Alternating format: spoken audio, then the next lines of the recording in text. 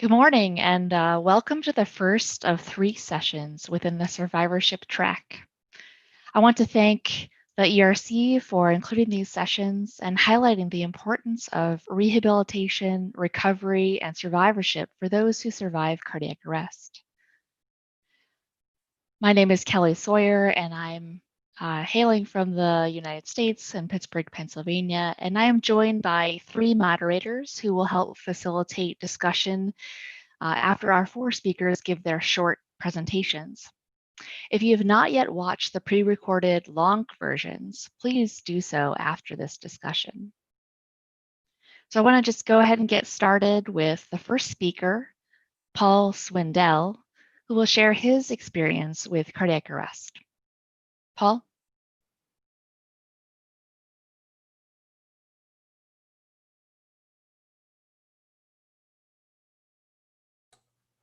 Thank you. Just unmuting me there. Good morning, everyone, and thanks everyone for attending and watching. If you haven't seen me before, hopefully you can see my slides now. Are they all up? Okay, so this photo I took about a week before my cardiac arrest when I was working as a software developer in London, and it kind of come to me as a visual metaphor of what my life sort of transpired as, because what seemed like in an instant, my life was turned upside down. 1 minute I was healthy, enjoying life. Next minute I was wondering who I was, and I was wondering where life was going to be, and I was feeling like I was decades older. Both my wife and I were in a dazed and confused state afterwards. I was totally elated that I'd survived, but the whole future was shrouded in trepidation, basically. If you could move on to the next slide, please. This slide's a roller coaster. I mean, it's a common saying amongst survivors that life after a cardiac arrest is like a roller coaster. I mean, there are many ups and downs within the recovery process, and I think that is for many reasons. Trying to get your head around the actual situation of being alive and then resuscitated and having that potential near-death experience is quite mind-blowing. I mean, whether that's some of these things are caused possibly because of medications or the effect of the hypoxia. And this all affects in the change in your routine and life in general. And obviously the effect of all of this causes a lot of people to have emotional swings and psychological changes. And you can easily get frustrated. I personally was very frustrated in how I become the poor memory and the tiredness through fatigue. And, you know, coming to terms with all that is quite difficult, and actually adjusting to what is to become your new normal. It's not easy and it takes time, although I've come to learn that time is a healer. If you could go on to the next slide, please.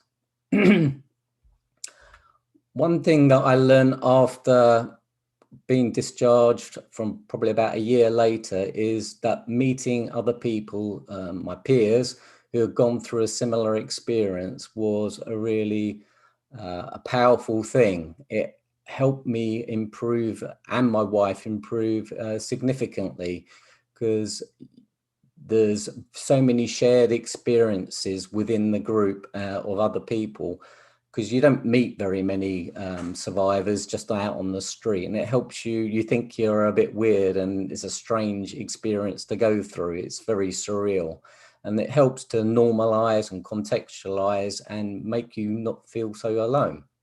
I mean, we're all unique in what's happened to us, but we've got many common themes that run through, whether that's the sequelae, things that happen before, afterwards, or the things that actually transpired at the event or prior to the event. And, you know, there's many people within that group you'll be able to connect with, and they truly understand it, because you often meet people who think you've just maybe had a heart attack or some sort of cardiac incident, and general lay people and even many medical people don't actually get it, but people within SCA UK, and I'm sure many other cardiac arrest survivor groups, they get it as well. And also I found that there's so many amazing and inspiring people that, you know, it really helps you progress through your recovery. So I'd recommend joining in groups that have got other survivors and lifesavers in them. If you could move to the next slide, please. My last slide is about helping hand. You know, my cardiac arrest was unwitnessed and at home like many others. And I know I was extremely lucky to survive. And I think I've learned through hanging around cardiologists and researchers that is because of an excellent application of the chain of survival, and a big dose of serendipity as well, it must be said. But that my care up to pre-discharge was absolutely excellent, and that's why I survived. But post-discharge, there's been a real gulf, and I could have had a tumbleweed at this slide at this point, but I decided not to. But peer support, as I've said, has been a lifesaver for me, and it's been a real lifesaver in many ways. And it's through that we've also generated many resources, books and podcasts and leaflets that I hope will have helped other people as well. But polls have shown within the group that, you know, you can get through this, but we need more. We can't just help ourselves. It is such a life-changing experience that the last link in that chain of survival that I mentioned earlier is to restore quality of life, and doing it on your own is quite hard. The preceding links in the chain of survival are measured in minutes, hours and days, yet the restoring quality of life is measured in months and years probably, and it really hasn't had the focus that it deserves so far, in my belief anyway. So whilst there's much to be gained from peer support, more help is needed in what I think is an official care pathway, which hasn't existed prior to today. But I'm really heartened to see that the new draft guidelines in the ERC feature rehabilitation and long-term care for cardiac arrest survivors, and importantly, their family members. So that's me. Thank you.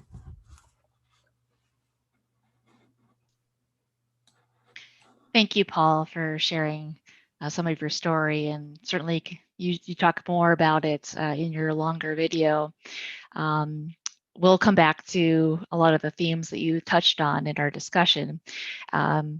We had a partner and rescuer who was going to join us, but unfortunately is not available at this time. And so Paul is actually going to share his slides on his behalf. So Paul, I'll turn it back to you. Thank you again, Kelly.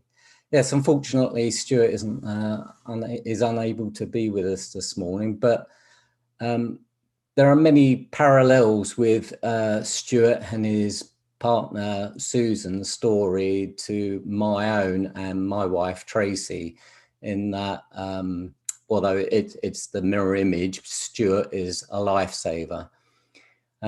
Stuart is actually similar age to me, and he looks very similar. He's a bald white bloke, so you can just pretend. He's got a Scottish accent though, which I'm not going to put on. But he's been a policeman in the Scottish Police Force for many years, and he's performed CPR on many members of the public. But I think it's about 4 years ago now, he had the misfortune to be with his wife shopping in Asda, and unfortunately she took a turn for the worst and she had a cardiac arrest in Asda. And this turned out to be sort of quite a defining moment for him in his resuscitation. He had, not only was he he's a contingency policeman in the Scottish Police Force, but he has also taught CPR to many officers as well. But actually doing it on a loved one turned out to be a whole different ball game, basically. And so he's gone through the same sort of ruminations that many other partners and lifesavers, because as we know, many of these occur at home. And he's come up with these slides, and he's documented his story on our website. And if you've seen the Life of the Cardiac Arrest Volume 2 book, it's also in there, his story. But despite all of his, if we could move on to the first slide, please. despite all of his training and expertise in life-saving and probably had much training in how to deal with traumatic situations within the police force, it did affect him in quite deeply, and he went into a state that I know my wife went into, which was essentially of hypervigilance. And he now knows that, you know, it's not okay to be okay, or sorry, it is okay not to be okay, and that he too was in a similar situation. It was a long time before his partner Susan, the survivor, actually joined the Facebook group that we're in. Stuart found a lot of benefit talking with other lifesavers as well, as Tracy did. And for the survivor, there's finding a new normality with what your body is like and your brain, but there's also the new family dynamics as well that come in situ with the situation. And Stuart found that it took a while for that to develop as well. And, you know, and what he says, what is seen cannot be unseen. And he's seen many things as a policeman, but he knows that this is possibly one of the worst things he's seen. And he knows that you do need support. It's okay that if you know, if you are on Facebook, sorry, I'm rambling here, we also have a Chain of Survival UK group, which is specifically for life support, lifesavers. So I would recommend joining that as well. If you could just move on to the next slide, please. Stuart and Susan's story is very similar to mine, as I mentioned earlier, in that the care up to discharge was absolutely fantastic. And Stuart and Susan were in a different trust area in Scotland. So it's good to hear that the pre-discharge care is good. And I think that is from polls I've done before in the group, that tends to be pretty true across the country, across UK anyway. But again, their care was not joined up, and they were left wanting in various areas. He was fortunate that he could access counselling and some extra care through the police force, but he still acknowledges that they had a lot of problems that perhaps could have been dealt with better earlier in the recovery cycle if they had had earlier interactions through the health service rather than having to go through the police service as he did.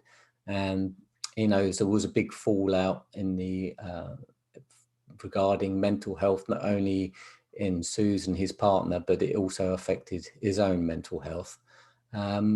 So hopefully I've done you justice there, Stuart, and apologies if I haven't, but hopefully that's it. So thank you, Stuart, for doing your slides, and please do check out his video.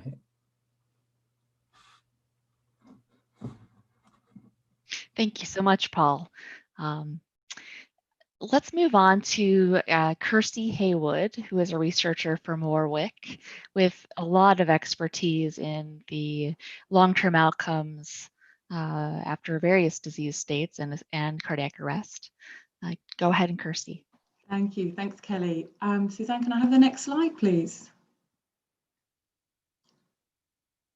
Thanks, everybody. So the focus of this conference, as we know, we're hearing an awful lot about how advances in resuscitation science and community CPR has resulted in a growing number of cardiac arrest survivors. And these advances are, of course, fantastic. And we're learning a lot about them here.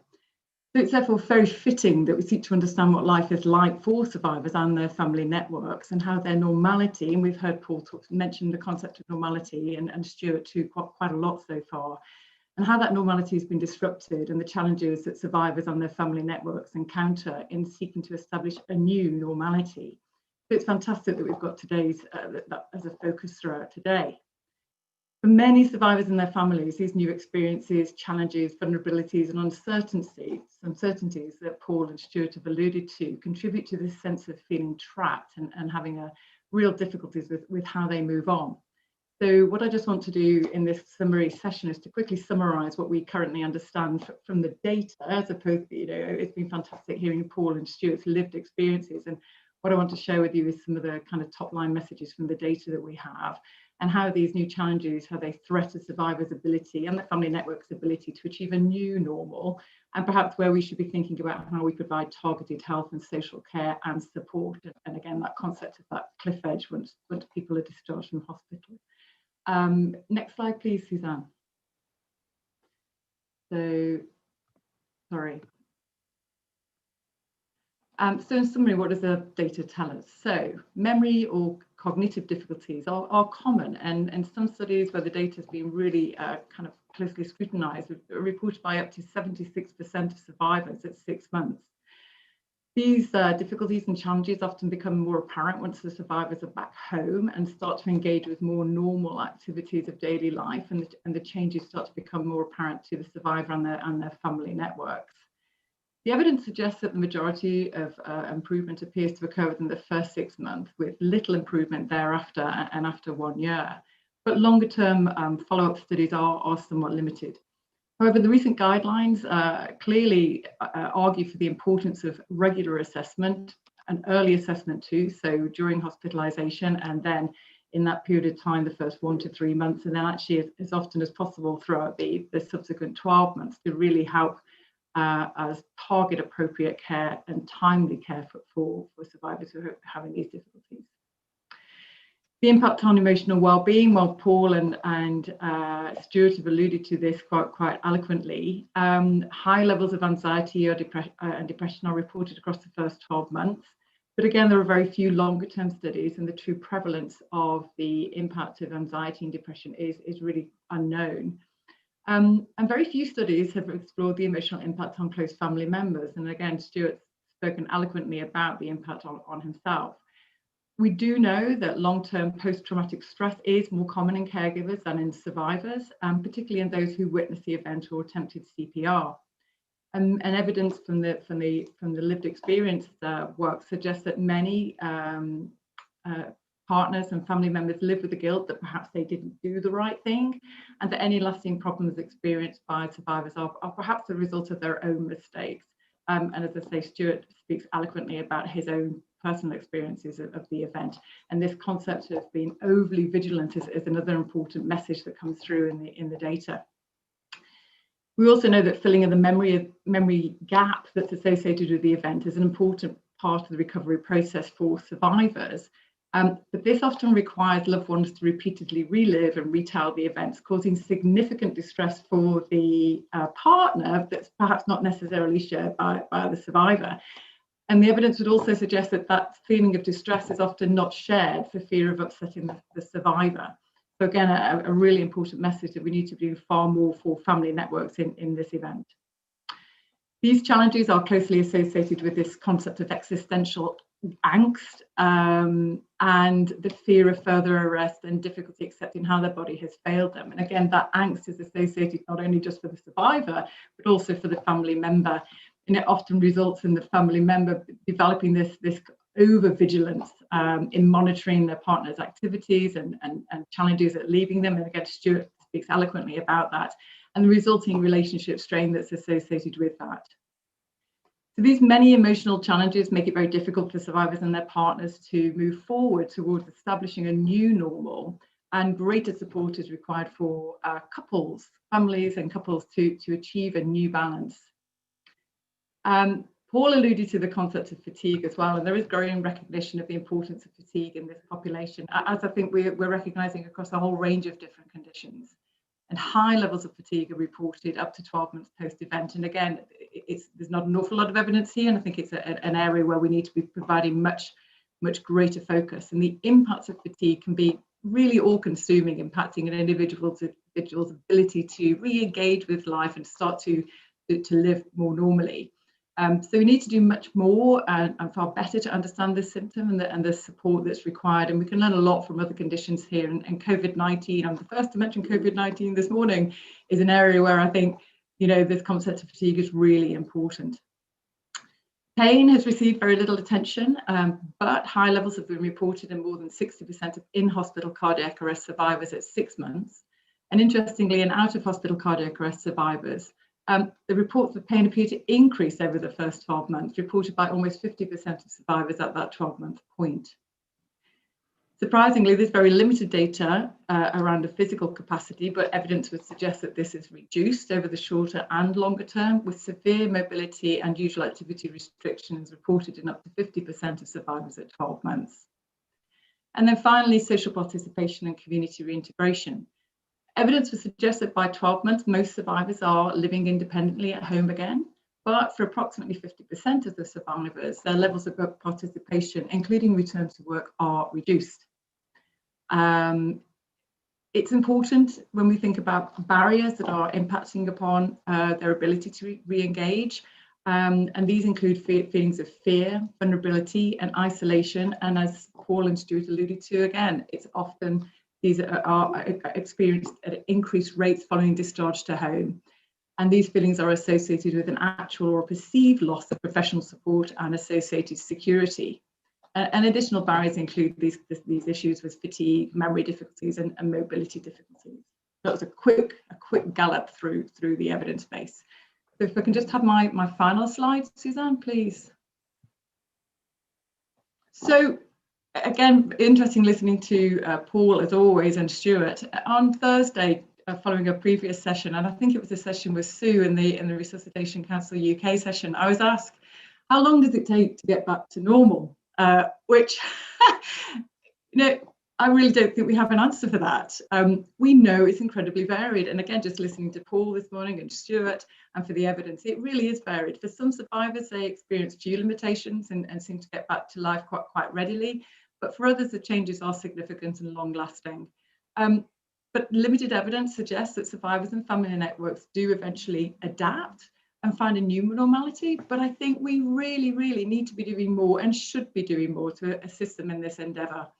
We need to move beyond the destruction of the event or assist them in moving beyond this disruption. And that requires support from a multidisciplinary team with tailored long-term support so that families, the family units don't feel abandoned. And to help with that as well, I mean, I'm going to say this because I'm passionate about this concept, is robust and relevant assessment of the things that really matter to survivors and their family networks is essential in supporting this, highlighting with much greater clarity where there are unmet needs.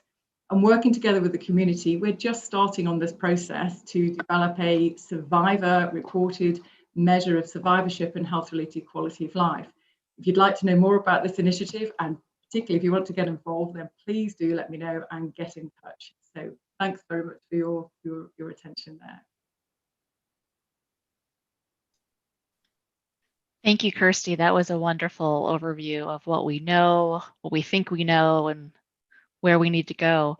I want to remind everyone who's tuning in to submit your questions through the chat. We are monitoring that, and we want to address any questions that you have. We have one final speaker, and I'll introduce Thomas Keeble. He's a cardiologist in the UK and also very passionate about survivorship and recovery. Go ahead, Tom. Thanks very much, Kelly, and thanks very much, ERC, for the invitation to have these 3 sessions on survivorship, which I think is absolutely vital. So I'm a cardiologist. I've been following up cardiac arrest patients consecutively since about 2013. And I think it's fair to say my experience of following them up on the first day I ever did it was a cold February morning where it was miserable outside, and I had 3 patients in my cardiac arrest follow-up clinic. And all 3 of them gave incredibly challenging and harrowing stories, burst into tears with their partners, and said that life was really, really difficult and dreadful. And actually, a couple of them said, "I wish you hadn't bothered, doctor." And as a cardiologist, I've never seen that before. Next slide, please. So I'm really grateful to Paul's group because Paul has the voices of basically 1,700 survivors in the UK. So when I show slides or when I talk about certain elements of survivorship, I do that from a combination of seeing patients with my own follow-up eyes, but also knowing that I can ask questions to Paul's group at any time and can get 100, 150, 200 answers within 24 hours. So as I think most speakers this morning have already stated, in-hospital care is excellent. We're very unlikely to make in-hospital care any better than it already is. Of course, there will always be minor improvements in some units, but in general, it is excellent. The problems come post-discharge. So again, in Southern Cardiac Arrest UK survey, only 35% said that post-discharge care had their needs met. And this is a very, very consistent feel when you ask them time and time again. I've always said that Paul's group can be a slightly biased group towards maybe a worse outcome or a worse experience, because those survivors and families may go looking for peer-to-peer support when they've not got it from their local hospital. So we have to bear that slightly in mind, but at the same time, having 103 respondents saying that their post-discharge care was suboptimal, I think is a very, very strong message. And 94% of nearly 150 survivors wanted more help. So I don't think the numbers and the statistics could really be any stronger of what patients want. They want better discharge care and they want more help, particularly psychological support. Next slide, please. So I didn't know, I had no idea when the right time to follow patients up was. So you could argue there's sort of two ways to look upon it. Do people want a very, very early follow-up because obviously they've just got home and things are very challenging? Or is the argument that they might want to be seen later on down the track when maybe they've made some adjustments to how things are and that, you know, that they've gotten used to this inverted commas new normal, which is maybe a term I don't like particularly, but it is what it is. But I think that at the end of the day, the survey of 83 survivors, so you could say it's a limited number, but 83 is a pretty big number. And not only that, it was replicated also in a web-based poll. And what it shows, I think, pretty clearly is that 80% of survivors want to be followed up within 1 month of discharge. So about 30% within 2 weeks and about 50% within 1 month. So this has changed the way we offer our clinic. We used to offer a clinic at 3 months.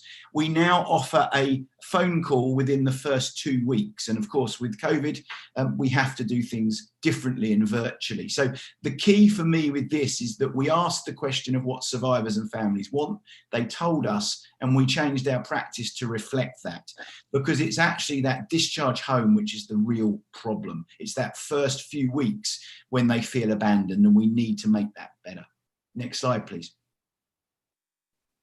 And what do we need to make better? Well, I think what this slide tells you is that the cardiologist is absolutely the wrong person to be only the person to follow them up. Because while I'm quite good at understanding people's needs and asking them what the challenges are, there are much better skilled professionals who are experts at understanding cognition, anxiety, fatigue, low mood, low confidence, and putting in place the right tools to make it better. So there is no doubt that this follow-up must be multidisciplinary and actually needs, you really do need a shopping list available to you that you can drop in the exact expertise you need for the patients as and when they need it. But it's identifying these problems, and currently, as I'm sure most of you are aware, there is no recognized and standardized way of actually looking for these problems. And if you don't look for something, you can't find it. And if you can't find it, you can't treat it. And that's why, again, we have so many disenchanted survivors and families, because they haven't had assessments, they've got no access to expertise, and they really do feel very, very lost. And this is not good enough. Next slide, please. So I think that we should do this work simultaneously. We shouldn't get the survivor track sorted out and then think about the poor rescuer in another 5 or 10 years, like we have been so slow off the mark with survivors now. We should do it together, because what we know from our follow-up clinics is that having the patient and family members together in a follow-up clinic is absolutely vital. And because they both have their own challenges and they both need their own supporting mechanisms, and they're probably going to be very, very different but interact. So when we ask family members of survivors, should they have a follow-up appointment focused just on the family members' psychological recovery and how they deal with this, overwhelmingly that is what they want. And it's no great surprise. If you have done CPR to your loved one in your own lounge, and we know that 70 to 80% of all cardiac arrests occur in the home, maybe even more during these current times, we have a lot of very, very scarred mentally and traumatized family members that absolutely need to come out the other side of this with help too. Next slide, please. So in summary, and obviously my full talk is on the website, what, in my view, survivors and families want is undoubtedly a multidisciplinary cardiac arrest recovery team. The care team is what we've termed it in the Essex Cardiac Centre. And what that means is you do need a cardiologist, you do need an ICU nurse, you do need an arrhythmia nurse, you need an OT, you need a physiotherapist, you need a clinical psychologist, you need access to all of these tools, cardiac rehabilitation, which I'll touch on in a second, but you must have access to be able to dip in and dip out to these expert teams to allow the best outcomes. The most important review for me at the start is the discharge home review. So just before the patient and family go home, a short emotional and cognitive assessment to see where they are and maybe express to them what challenges they may find and having some coping mechanisms in place to help them through that. We must support this discharge abandonment, which many, many patients describe.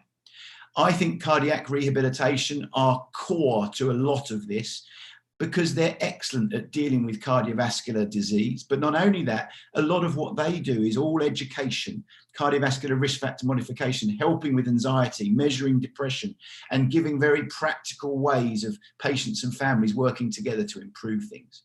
There's no doubt that all patients and families need educational support with videos, peer-to-peer support networks, and with leaflets. And again, these are all easily achievable and are all easily available. What they also need is expert access to patients, to experts. So if they've got a problem within 4 weeks on a Friday afternoon, they need to have access to someone who understands it, not just their family GP who may have very little experience. The sweet spot for follow-up is very clearly less than 1 month and certainly no longer than 3 months. And some patients may want a more as and when required approach. And I think, as Paul and many others have said, peer-to-peer support network is not a replacement, it is an enrichment. And I think you need both. You need families and friends to be supported by other families and friends who have had similar experience, just like cancer, just like stroke, just like heart attack. But you also need a dedicated cardiac arrest recovery follow-up program to make that better. Next slide and last slide, please. Oh, sorry, I put my holding slide.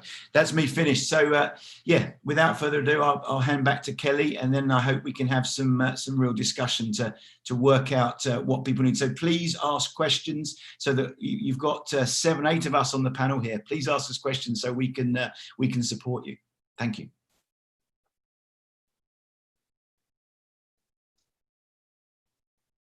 Katie, you've been monitoring the chat. Please tell us about some questions and let's discuss. Great. Thanks, Kelly. Can everyone hear me okay? Thanks so much for everyone who's contributed to the chat. There's quite a bit of great comments here. Several survivors have been commenting on things that they've been doing to help word games and puzzles for 2 years to get my brain back. Someone commented that she says, Ian felt excluded from my care. I assume that's a partner. So really excellent. I think everyone who's in the Q&A can, who's contributing, can see these comments, which is great. A couple of questions though that have come up.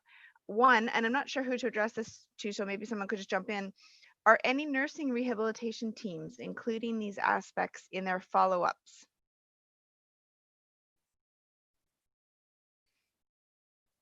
So if I can talk about, I mean, our clinic's been running a while, and our care clinic now consists of a cardiologist sort of really just to do the cardiology stuff. Ours is actually run by an intensive care outreach nurse, which for us is a very, very senior ICU nurse, and a cardiac rehab nurse. They have 2 rooms. they see the patient in one room and do their assessments and go through all the challenges that they have got. And then the other nurse sees the family member in another room. We have an hour for our clinics. And then at the end of that hour, for the last 15 minutes, the two family and patients are brought back together to go through each of the challenges that have been brought up. Because what we found is that when you have everybody in the same room, the family members will often not divulge some very, very difficult things that they don't necessarily want to say in front of their survivor, who probably is doing brilliantly, but maybe has some agitation or some changed personality or some loss of role, but they can't say that in front of them. And so we found it really helpful that we split the family member and the survivor up, and as I say, do separate assessments, separate understandings of the support that they need, and then we bring them back together at the end. Now, again, that of course has been a challenge during COVID. It's not possible to do it like we were doing it in March, but I still like the way in which that runs. So nurses for us are the center and core of what we do. A combination of ICU nurse, because they understand all the intensive care aspects of fatigue and muscle loss and you know, all the stuff they see in standard ICU patients. And then the cardiac rehabilitation nurse obviously has an expertise in all of these other things of getting back to normal life, questions with ICDs, questions with getting back to driving and all those other things. And so we found the link between the two is particularly helpful. But for me, the way in which this can be more standardized is that for me, every single cardiac arrest survivor must receive cardiac rehabilitation, in my personal view, that the cardiac rehab nurse should be the centerpiece of everybody's discharge planning, and that cardiac rehabilitation nurse, probably with expertise in cardiac arrest recovery, can then, depending on the availability of local expertise, bring in who they have available. If they've got a counsellor, if they've got a clinical psychologist, if they've got a neurologist, if they've got a defib nurse or whatever, so that they can be that centre point that binds the care together. Because my personal view is that the reason why patients are so abandoned is because no one takes charge and centrepiece of the pathway. You have an EP doctor, an interventional doctor, an ICU doctor, a neurology doctor. No one actually pulls it all together, and we need pathways that put the patient in the middle and give them what they need, but pull it all together rather than no one making it in a haphazard way, which is currently in the UK what we see. And I think that a couple of comments have come through like that. A couple of people have commented that certain physicians were the one person who was keeping notes on progress, including memory and cognitive function and all of that kind of thing. So I think you're right there, Tom, around someone. Also an interesting comment that sudden cardiac arrest does not qualify for cardiac rehab in the United States.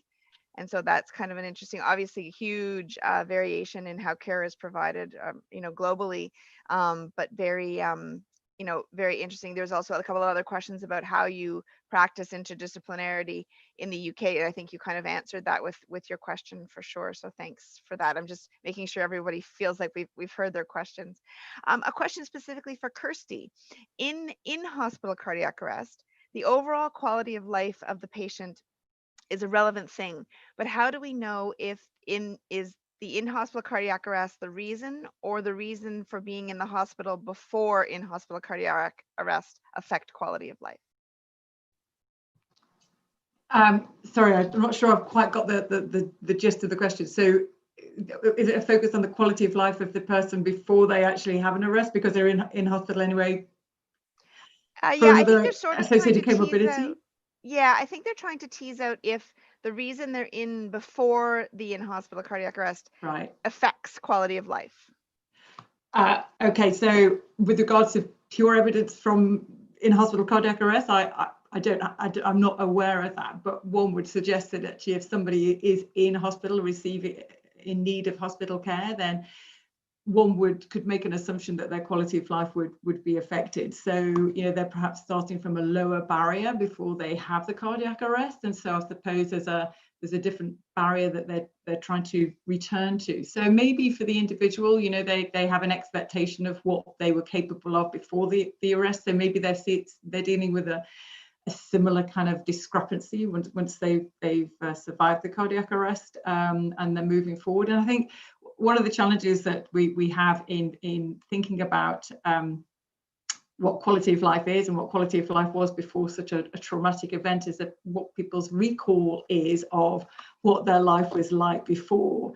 And often we have this, the technical term is this biographical disruption, that we have a sense of actually, well, if I'm recalling what my quality of life was before the event, I think it was fantastic. You know, I was doing really, really well.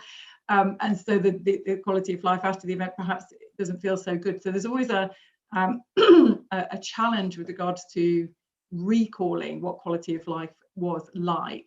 But I think, yeah, sure, people who are in hospital and sufficiently poorly to require hospitalisation, their quality of life inevitably is going to be lower, perhaps, than people who are out in the general public. I'm not sure if that's answered. I hope it's gone some way to answering. No, I think so. I think it makes a good point about, you know, we rarely have a baseline, right? We Yeah. don't all do quality of life throughout our lives. We probably should. Indeed, yeah. A great question here about, are these issues specific to cardiac arrest, or are there similar problems for survivors of critical illness and major trauma? And I know one of our good colleagues, Jazilia Lilia, has commented here as well about the idea of post-intensive care syndrome, which has similar attributes to some of the things that have been discussed today. And so I don't know if anyone wants to just comment further on some of the things we know about other critical illness and trauma. I'm certainly happy to comment more broadly. I think we're learning a lot from COVID-19 as well, aren't we? That there are lots and lots of comorbidities or different symptomologies that create this package of experiences and challenges and problems for people following an acute illness. And my other hat is in long-term chronic conditions, where we see long-term challenges with fatigue and anxiety and depression and psychological challenges. So I think that the package of issues that we're seeing in cardiac arrest survivors perhaps isn't unique to cardiac arrest survivors. Perhaps the cognition and memory problems is something that kind of comes up as not totally unique to cardiac arrest, but in comparison to many other chronic conditions, perhaps cognition isn't so common. But certainly following traumatic brain injury, for example, you've got similar issues. So I think that there are similarities. And so just speaking to Tom's point with regards to a multidisciplinary team approach, I think, in other conditions, long-term conditions, we're quite used to a multidisciplinary approach. We recognize that people have this array of different issues, and that perhaps having a system whereby, for example, using a well-developed condition-specific assessment tool or a patient-reported outcome measure that really allows us to highlight where people are experiencing problems and act as some kind of dashboard, so that it's like a self-monitoring tool for the patient, and it's a self-monitoring tool and that information can be shared with named targeted clinicians who can help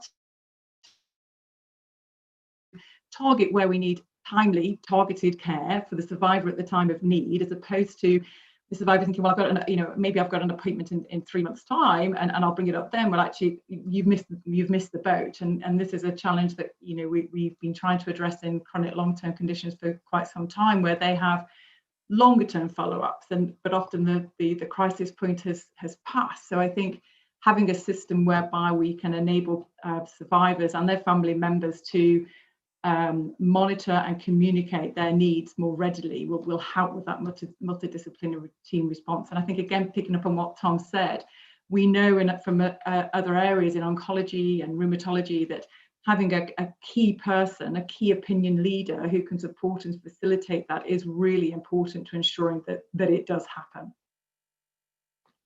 Can I just make a comment, Kelly and Katie, if you don't mind, maybe to ask Sue or Bill with regards to how do we get this even more on the agenda? Because how can you have the ultimate cardiac problem in the US, which is when your heart actually stops, regardless of etiology, and you cannot be entitled to cardiac rehabilitation? I find that absolutely, and don't get me wrong, it's exactly the same in the UK. So if you have a heart attack and cause a cardiac arrest, you will get cardiac rehab. You are entitled. If you have a cardiac arrest from a channelopathy or from a cardiomyopathy or from a pulmonary embolus or from something completely different, you don't. And that means that only 50% of our survivors approximately get cardiac rehab. And it's those ones, and it's no great surprise, the ones that get great care and experiences are the ones that get cardiac rehab, because they bring in and someone takes care of their. So and I know how do we make it better? We have to, from the sort of, the guidelines have to tell us what the rules are so that our patients get something as a minimum requirement, is my personal view. But we've got to move that agenda forward to enable that to happen on the ground. Shall I pop in there, Tom? Thank you very much. I think we have a huge responsibility to make it happen, and thank you for inviting me this morning. We have the chain of survival, which talks about early CPR, calling for help, early defibrillation and post-resus care. But we have a duty to make sure that from the moment somebody collapses, becomes unresponsive and has their cardiac arrest, and whoever it is that resuscitates them, they are cared for throughout so that we get them back to that same position in the optimum state they can be. So we not only have a responsibility to that person who becomes our patient, treating them and then offering them the support and rehabilitation they need afterwards, but I think you're really right, we have to take the family on that journey too. And I think we're in a good position to be able to help with that. And one of the things that I know I want to do is to look at what else is out there. We've heard a lot about the system that you've got, which is absolutely brilliant. But what I'd really like to do is do some more work on what else is happening out there. Let's pick up the pockets. We've now got the draft guidelines out. We can incorporate those into ours, and then we can work out the best way forward that we can support this in happening. So yes, you've got our total support in taking this forward. It's the nitty gritty of working out how we do it that we just need to get into now. So thank you for that. Yeah, I just add to that, Tom. I think this is probably a great starting point. Just these sort of interactions, patient-led discussions, listening to what the issues are. So we've got to learn first. And from that, this new knowledge that we're acquiring, and from the ongoing work that you're doing, that Kirsty's doing, that others here are doing, we've got to develop care pathways and educate people about those pathways and make sure they are embedded in guidelines. And I think that Sue's touched on a really important issue, which is that the chain of survival is becoming increasingly promulgated as what should happen after a cardiac arrest. And this needs to be firmly established as the final link. So it would be the fifth link in Europe, but in the US, there are already 5 links or sometimes 6. It'll be the final link in the chain, is the aftercare. So I think that natural progression, and alongside the learning that we're doing now, the interacting, you've got to do a gap analysis and find out not just what we know, but more importantly, what we don't know, and raise the money to do the research in those areas, which is absolutely vital. A comment that also came into the chat that's somewhat related was regarding the I'll read the comment. With the cash limitations leading to long wait times, etc., for surgical procedures in the UK, is cardiac support a luxury that health authorities cannot afford? And so I think we have probably a question between, you know, the requirement, we have a responsibility, and obviously the funding. I think cardiac rehab's actually some of the best bang for your buck you can possibly get. You know, in every hospital in the UK that takes heart patients, you have a cardiac rehab department. I have no idea what the cost per hour of a cardiac rehab department is, but at the same time, a phone call to a patient within 1 month of their cardiac arrest saying, "Here I am, how are you? Any major problems? Let me hook you up with someone that can help you out." I think if you really, really wanted to make it really cheap, you could do it, you know, better than nothing. You could do it in 15 minutes. Does that make sense? I know that wouldn't be a full assessment. I'm not pretending otherwise, but we have to look at the moment. It's nothing in a lot of patients. So anything is better than nothing, and in my view. And so we've got to give everybody something, and it's what we can possibly, yeah, I agree. But I think cardiac rehab is very cost effective. It's already in place, and these patients are already there and they can see them, so or speak to them. So I think that's the logical way to get these services started. I really do. I think in addition, in addition, I would just add that, you know, things that reduce readmissions, reduce downstream utilization, that's really where, at least in the United States, things tend to get paid for and funded. And so that's another aspect to look at. Paul, you were going to say something. Yeah, I was going to pretty much say the similar thing. Also, it will get people back to work quicker as well, which will benefit the economy as a whole better. And I'd just like to also say what Tom is doing at the CTC, the CARE program. We receive so much positive feedback within the group about what you're doing there, Tom. So it's really excellent. I'm really pleased it's on my doorstep. But how do we actually get that spread across the country without waiting for all these official guidelines, which I know everything always takes a lot longer than we really want? Is there a quick way? Well, I think if the guidelines can say that the minimum requirement of a cardiac arrest survivor and family would be based on Veronique Malert's work, which was 2 times 1 hour of nursing time, which showed cost effectiveness and benefits of going back to work, that would be a brilliant start. And I think if any healthcare economy can't have 2 times 1 hour of a cardiac rehab or other skilled nurses' time, then I think we should probably all go home. I think that would, for me, be, no, seriously, I think if we can't afford 2 times 1 hour, then, you know, we've got a problem in our healthcare systems. I really do. And the cardiac rehab teams are already there. So I think the guidelines need to dictate, it's a rule. There is good enough evidence to support it. We only have to see these patients and look at Veronique's data that's already out there for the last 7 years or 6 years. So that, for me, is how we go about it. We just got on and done it because it's clear the need is there. We just say, don't get me wrong, we need to also get more information, do better measurement, better tools. But at the same time, while we're doing that, I think we need to up the bar for everybody in a simple and cheap way to get going. I think also, Paul, to some extent, you are the answer to your own question, because I think if every patient who had a cardiac arrest was given at discharge a piece of paper with a web link to the website that you've set up, Sudden Cardiac Arrest UK, which will signpost them to resources, it will share with them the experiences of others, that they're not alone and that these are common experiences. Just logging onto your website on the day of discharge, I think, would be an instant and free resource. I know it hasn't been free in terms of the time and effort you've taken to develop such a fantastic resource, and there are others. I'm sure Kelly can signpost us to the US. There's also the US site, which is also extremely rich in resources, and I'm sure a huge source of support for patients. And so that costs nothing, and that can be done tomorrow. That's a great point.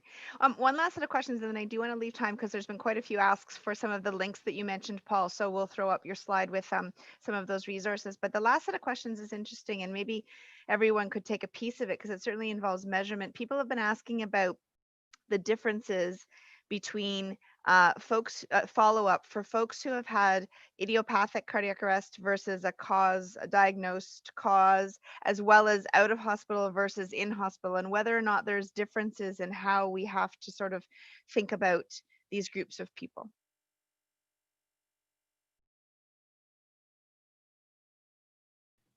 I'm happy to step in, but I don't want to hear my own voice all the time. I think part of the problem with cardiac arrest in general is the heterogeneity of everything. No one cardiac arrest is the same as the next one that comes into the bed next door. And that goes from their pre-morbid state, their family setup, whether the wife or husband did CPR. Everything on every level is always different. The amount of hypoxic brain injury is different. The treatment they get is different. The cause they get is different. The going back to home the next day is different. Every single part of every single patient is unique. And I think that is the problem. And so, you know, to try and study, we need to study this further, but at the same time, we're a long way from that granularity, in my personal opinion at the moment. And I think that, you know, we've just got to sequentially study patients and then look backwards. I can only imagine that family members who have done CPR to their loved one are probably going to be in a worse state than those that never witnessed it at all and just saw them in an intubated bed the next day as the first time they saw them. So I think there are so many unknowns and so many uniquenesses to each interaction that I really, really worry about the ability to, everyone's so heterogeneous, and that's why I think there are so many challenges. So in terms of idiopathic versus heart attack, I think there are huge differences. The idiopathic patients often feel very, very cheated because they've done nothing wrong in their life. They haven't smoked, they haven't had high blood pressure that they've ignored, they haven't had high cholesterol they've ignored, whereas a heart attack patient who's done all of those things kind of maybe feels that, okay, well, I had all the risk factors, so that's why I've had it. Whereas the patient who's 40 and had an idiopathic cardiac arrest, can feel very, very cheated as to why me, and don't understand it so well. So I think there are differences between causation, and I think it would be fascinating to understand that more, but it may be very, very difficult to pick apart.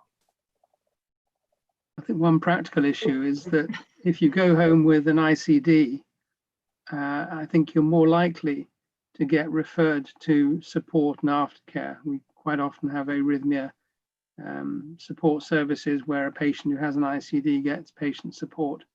But if you don't have an ICD, you may be particularly vulnerable because you go home and you're not going to be routinely encountering any of that patient support.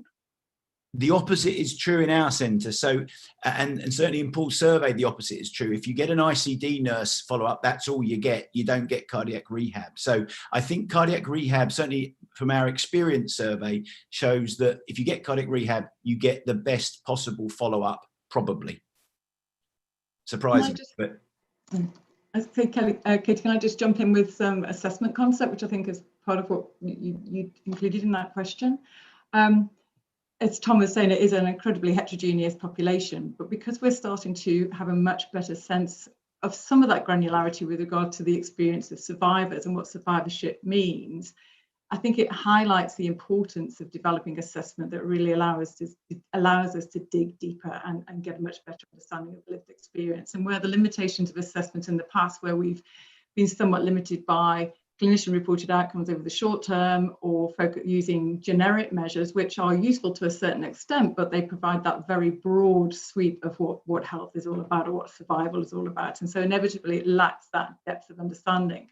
So by identifying where some of these crucial challenges exist with regards to cognition or fatigue or the anxiety and psychological aspects, if we try and ensure that in our assessment approach, we take a more detailed, nuanced assessment, it allows us to understand more what those challenges are. So taking on board that heterogeneity, but actually understanding more where the similarities are with that lived experience and that survival and that survivorship journey will allow us to understand more and target that aftercare more appropriately. And I think, it's similar in other conditions too. You have a very heterogeneous population that then have a commonality because of a condition. And oncology is perhaps a good example therefrom. But having a more nuanced assessment, I think, is really important for understanding how we support survivors and their family networks moving forward. Great. Go ahead, Paul. Sorry. Go ahead. In the new guidelines, I think it refers that everyone should be able to access rehabilitation, including partners. And my concern would be who would be driving that rehabilitation? Would it be a specialist cardiac arrest centre, or because I don't think it necessarily fits directly into cardiac rehab, because many of the problems that survivors have are induced by the brain injury, which perhaps is not the natural fit for a cardiology ward, as you've mentioned before, Tom. Yes, I agree with that to an extent, but you have to look at who is in place, who is better positioned to do it. So, a lot of what cardiac rehab nurses do is around anxiety, depression, changes in self, lifestyle advice. That it's not just about you've had a heart attack, don't eat that cholesterol, don't do it. There's a lot of very, very soft skills and counselling skills and getting up and running and getting back to physical exercise.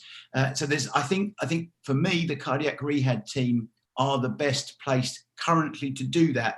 But I do agree with you, they may well need some extra support and guidance educationally. But once you've seen 10 patients with cardiac arrest and their families, you see the same features time and time again, which I think it doesn't take long for our cardiac rehab staff to really get up to speed with the challenges that cardiac arrest survivors and families pose.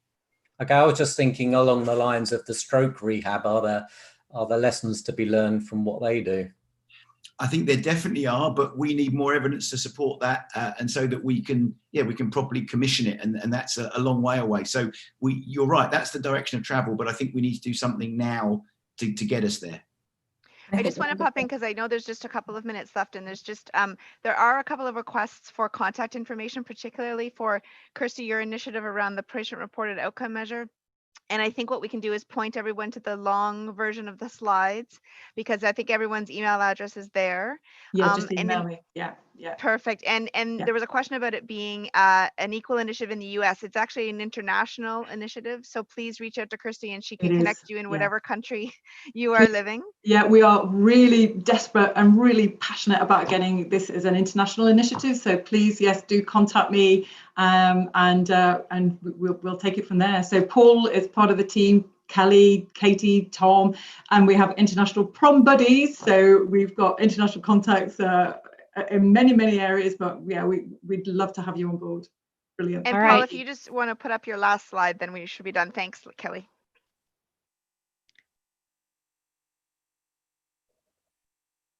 All right, there are the links. I want to thank everyone for tuning in and participating, and all the speakers, and once again to ERC for having this. There are 2 more Survivor track sessions coming up a little bit later this morning. Have a great day.